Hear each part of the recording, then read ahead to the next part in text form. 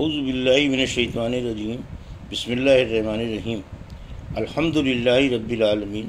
والصلاة والسلام علی سید المرسلین وخاتم النبیین اما بعد۔ صحیح بخاری باب کتاب التفسیر، حدیث نمبر 4570، اردو ترجمہ۔ اللہ تعالیٰ کا ارشاد: وہ عقلمند جن کا ذکر اوپر کی آیت میں ہوا ہے ایسے ہیں جو اللہ کو کھڑے اور بیٹھے اور اپنی کروٹوں پر ہر حالت میں یاد کرتے رہتے ہیں، اور آسمانوں اور زمینوں کی پیدائش میں غور کرتے رہتے ہیں،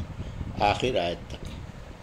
ہم سے علی بن عبداللہ مدینی نے بیان کیا، کہا ہم سے عبد الرحمن بن مہدی نے بیان کیا، ان سے امام مالک بن انس نے، ان سے مخرمہ بن سلیمان نے، ان سے قریب نے، اور ان سے حضرت ابن عباس رضی اللہ عنہ نے بیان کیا کہ میں ایک رات اپنی خالہ حضرت میمونہ رضی اللہ عنہا کے یہاں سو گیا۔ ارادہ یہ تھا کہ آج رسول اللہ صلی اللہ علیہ وسلم کی نماز دیکھوں گا۔ میری خالہ نے آپ کے لیے گدا بچھا دیا اور آپ صلی اللہ علیہ وسلم اس کے طول میں لیٹ گئے۔ پھر جب آخری رات میں بیدار ہوئے تو چہرہ مبارک پر ہاتھ پھیر کر نیند کے آثار دور کیے، پھر سورہ آل عمران کی آخری 10 آیت پڑھیں۔ اس کے بعد آپ ایک مشکیزے کے پاس آئے اور اس سے پانی لے کر وضو کیا اور نماز پڑھنے کے لیے کھڑے ہو گئے۔ میں بھی کھڑا ہو گیا، اور جو کچھ آپ نے کیا تھا وہی سب کچھ میں نے بھی کیا، اور آپ کے پاس آ کر آپ سب کے بازو میں بھی کھڑا ہو گیا۔ آپ سب نے میرے سر پر اپنا دایاں ہاتھ رکھا اور میرے کان کو شفقت سے پکڑ کر ملنے لگے۔ پھر آپ صلی اللہ علیہ وسلم نے 2 رکعت تہجد کی نماز پڑھی، پھر 2 رکعت نماز پڑھی، پھر 2 رکعت نماز پڑھی، پھر 2 رکعت نماز پڑھی، پھر 2 رکعت نماز پڑھی، پھر 2 رکعت نماز پڑھی، پھر وتر کی نماز پڑھی۔ حدیث نمبر 4571، اردو ترجمہ۔ اللہ تعالیٰ کا ارشاد: اے ہمارے رب، تو نے جسے دوزخ میں داخل کر دیا اسے تو نے واقعی ذلیل و رسوا کر دیا،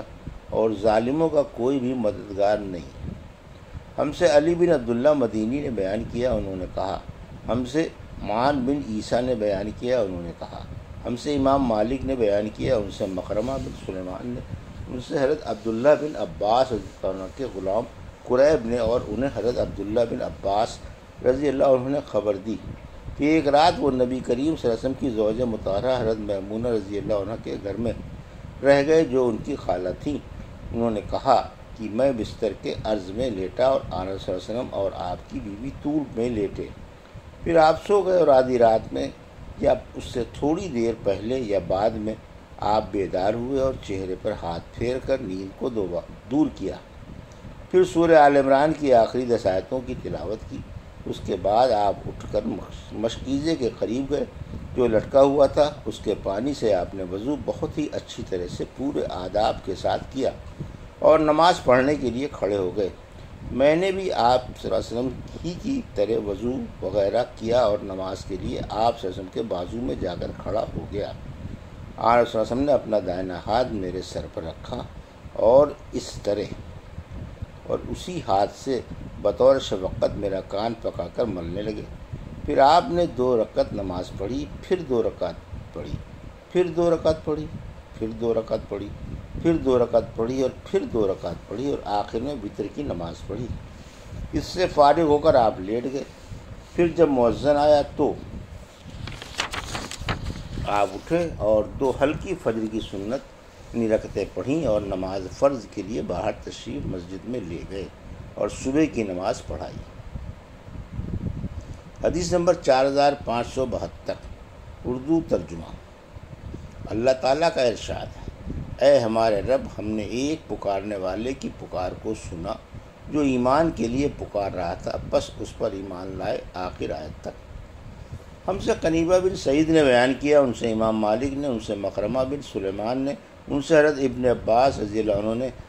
کے غلام قریب نے، اور انہیں حضرت عبداللہ بن عباس رضی اللہ عنہ نے خبر دی کہ آپ صلی اللہ علیہ وسلم ایک مرتبہ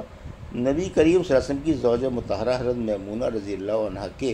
گھر رہ گئے۔ حضرت میمونہ رضی اللہ عنہ ان کی خالہ تھی۔ انہوں نے بیان کیا کہ میں بستر کے عرض میں لیٹ گیا اور آنس صلی اللہ علیہ وسلم اور آپ کی بیوی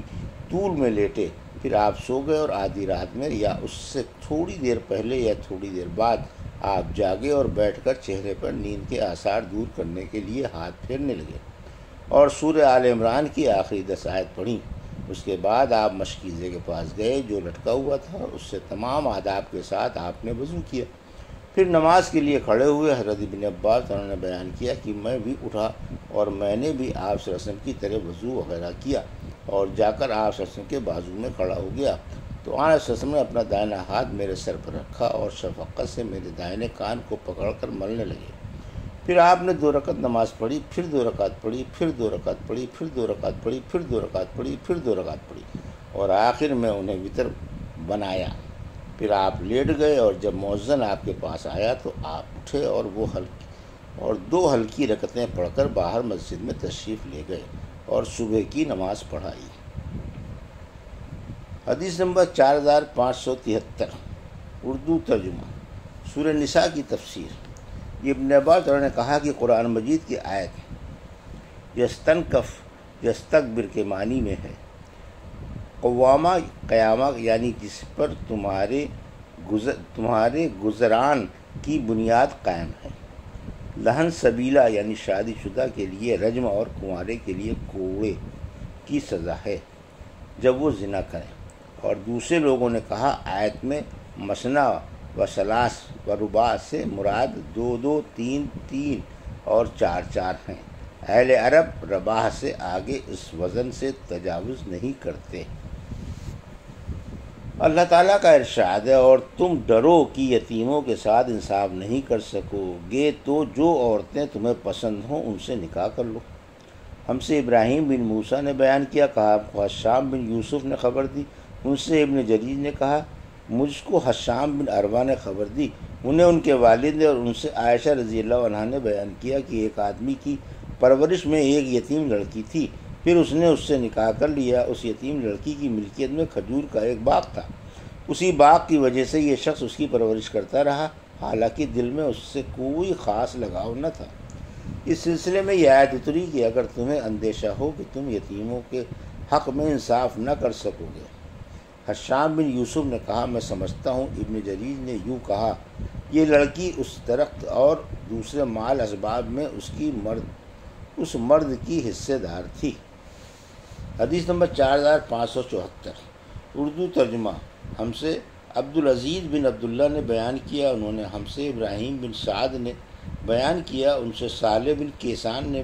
ان سے ابن شہاب نے، انہوں نے کہا مجھ کو عروہ بن زبیر نے خبر دی، انہوں نے حضرت عائشہ رضی اللہ عنہا سے آیت وَإِنْ خِفْتُمْ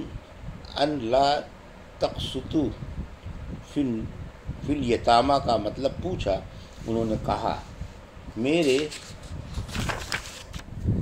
بھانجے، اس کا مطلب یہ ہے کہ ایک یتیم لڑکی اپنے دل کی پرورش، اپنے ولی کی پرورش میں ہو اور اس کی جائیداد کی حصے دار ہو، ترکے کی روح سے اس کا حصہ ہو۔ اب اس ولی کو اس کی مالداری خوبصورتی پسند آئے، اس سے نکاح کرنا چاہے،